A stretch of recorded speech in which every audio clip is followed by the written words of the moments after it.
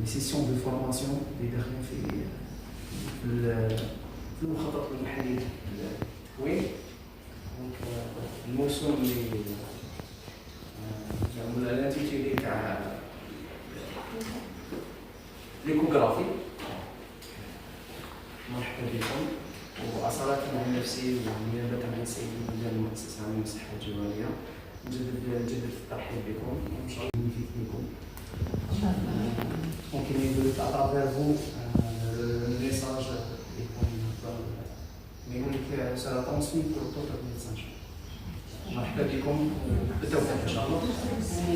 Je passe la parole à Monsieur Abel comme représentant de l'association. Salam alaikum. On souhaite la bienvenue chez vous, bien sûr, marhaba bikum. Inch'Allah, la formation va être bénéfique et c'est une première. العلم الجميع باش نهضروا عليها depuis 4 ans et la SAMA lutte pour arracher des formations pour les professionnels de la santé de la Wilaya de Bouera. Et je félicite le PSP de Bouera parce que c'est la première. C'est la première, Inch'Allah, il y en a d'autres, où l'exemple va être donné à d'autres établissements. Et Inch'Allah, c'est le premier échantillon avec les sages-femmes et les médecins des PMI, mais même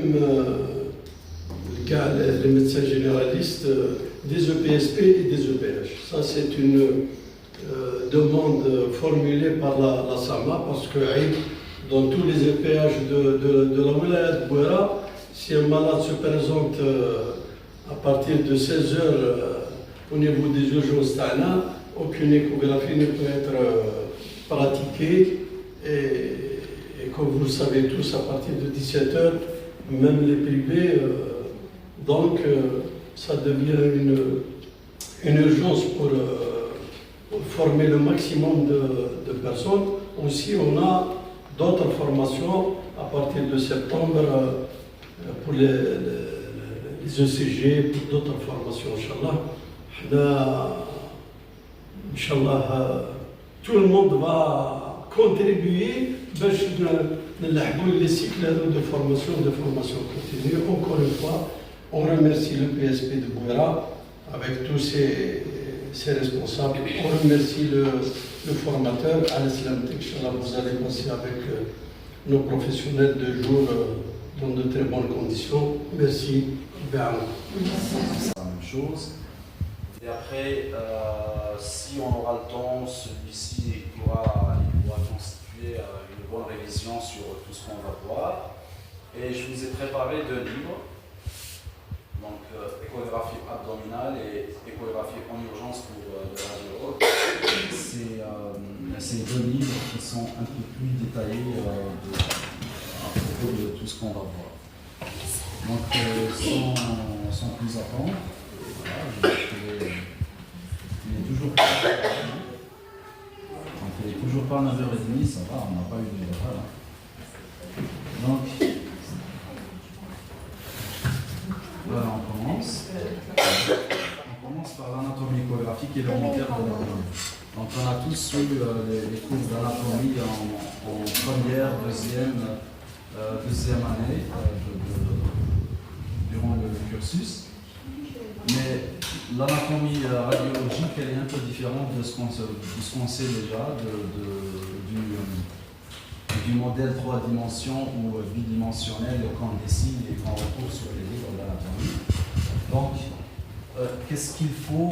C'est surtout d'avoir une imagination pour pouvoir changer les coupes dans sa tête et imaginer l'organe en coupe transversale, en coupe sagittale, en coupe oblique, etc.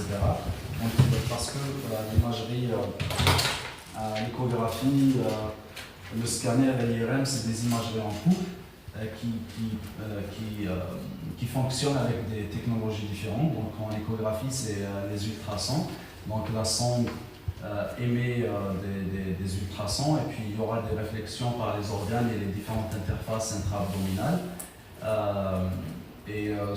en fonction des ultrasons réfléchis, on aura la formation de l'image. Mais à la base, il s'agit d'une image qui représente une coupe précise. Donc, les cadrans de l'abdomen, on les connaît tous. On sait que l'abdomen se divise en 9 cadrans, et puis chaque cadran, les symptômes de chaque cadran peuvent correspondre à des pathologies bien précises, parce que, voilà, parlant par exemple de l'hypocondre droit, on sait qu'un patient qui se présente avec une douleur de l'hypocondre droit, on pense déjà en premier lieu à une pathologie vésiculaire, très bien, ou alors hépatique, pancréatique à la limite. L'épigaste, on pense beaucoup plus au pancréas et à l'estomac. L'hypocondre gauche, on pense aussi à l'estomac beaucoup plus et un peu moins au pancréas. Les flancs, on pense surtout à la pathologie rénale. La région ombilicale, pathologie intestinale. La fosse iliaque droite, on pense trop à l'appendice. L'hypogastre, tout ce qui est gynécologique chez la femme. Ou alors ici, prostate chez l'homme. La fosse iliaque gauche, on pense beaucoup plus aux sigmoïdes, donc c'est intestinal. Oui, aux ovaires aussi.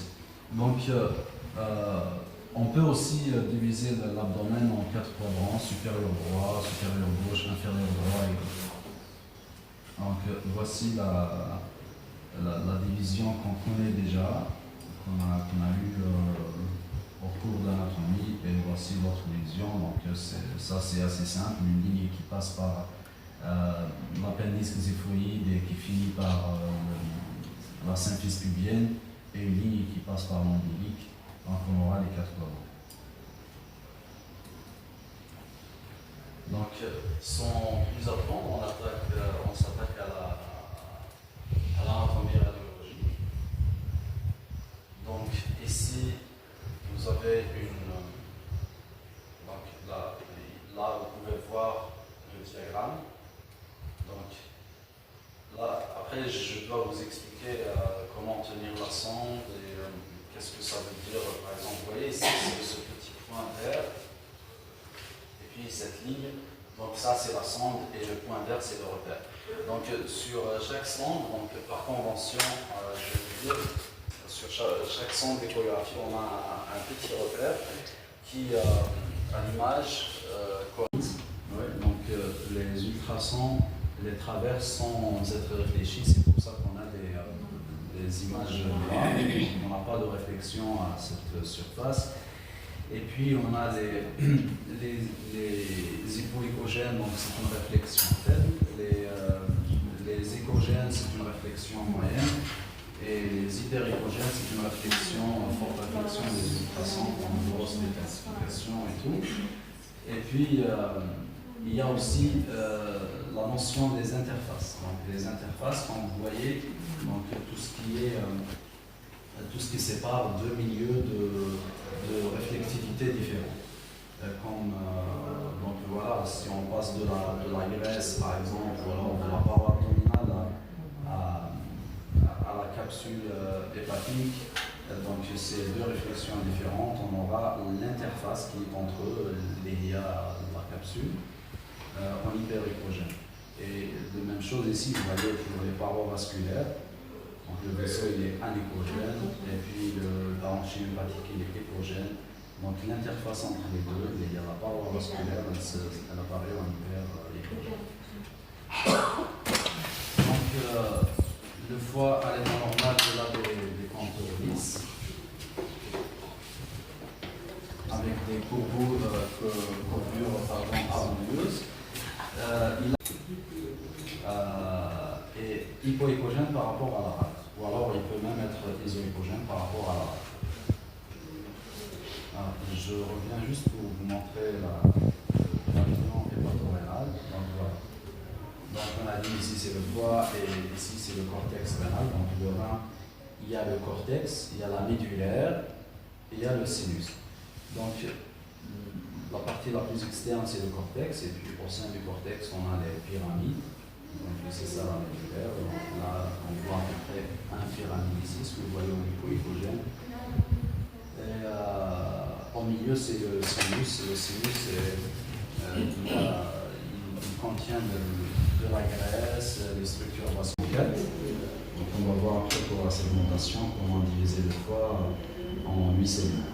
Donc le segment 4, on le voit sur la coupe récurrentielle sous-costale. Donc pour sa mesure, c'est la distance entre le bord gauche de la vésicule biliaire et la branche portale destinée au 4, au segment 4.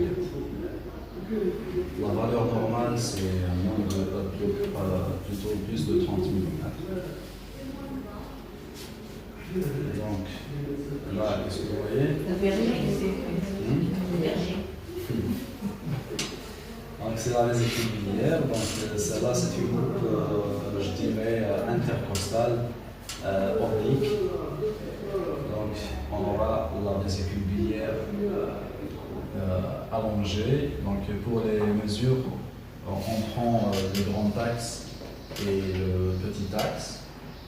Les valeurs normales, normalement, le grand axe ne va pas dépasser les 10 cm, le petit axe 4 cm. Mais voilà, pour le petit axe, moi personnellement, je ne conseille pas de le prendre sur cette coupe, mais plutôt sur la coupe axiale, sur celle-là.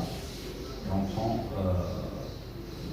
antéro-postérieur ou alors latéro-latéral, s'il n'y a pas trop de différence. Donc ici aussi, c'est la mesure de la paroi de la vésicule. Donc les 3 mesures qu'il faut faire en cas de suspicion de pathologie vésiculaire, comme l'hydropolycystique ou alors la polycystique. Donc, pour explorer la vésicule biliaire, l'idéal c'est que le patient soit à jeun, au moins de 4 à 6 heures, 4 à 6 heures sans manger.